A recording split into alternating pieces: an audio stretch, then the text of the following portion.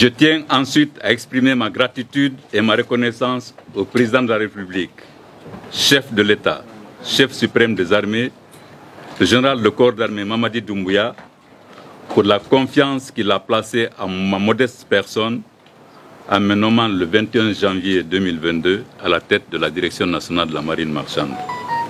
Durant ces 3 années d'exercice de directeur national de la marine marchande, je me suis investi avec détermination pour accomplir mes missions conformément aux engagements que j'ai souscrits dans ma prestation de serment le samedi 22 janvier 2022 et du contrat de performance signé le 3 février 2023 avec le ministre des Transports. Il serait fastidieux de dresser un bilan exhaustif de tout ce qui a été réalisé au sein de cette direction durant ces dernières années. Les rapports et activités ainsi que les notes techniques vous donneront un aperçu détaillé sur ce point. Il convient toutefois de noter que vous rejoignez la marine marchande au moment où de vastes chantiers y sont ouverts pour permettre au secteur maritime de notre pays de relever les nombreux défis auxquels il fait face. Défis sécuritaires et environnementaux, défis liés aux questions de transport maritime, défis institutionnels, défis humains, pour ne citer que ceux-ci.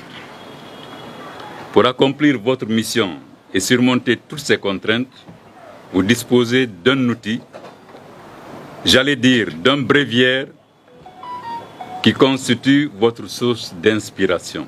C'est avec un sens profond des responsabilités qui me sont désormais confiées que je m'adresse à vous en ces instants solennels pour exprimer tout d'abord et encore une fois ma gratitude infinie au président de la République, chef de l'État, chef suprême des armées, le général d'armée Mamadi Doumbouya, sur le choix porté sur ma modeste personne.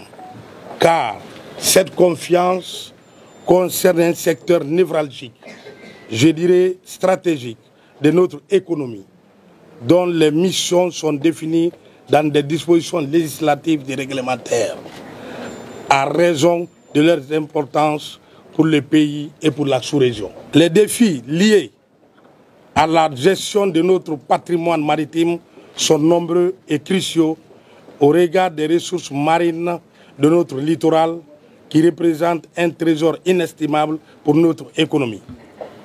C'est bien ce qui place notre structure au cœur du secteur économique de notre pays avec des enjeux environnementaux qui nous interpellent en objectif de bien-être à assurer pour les générations présentes et celles à venir.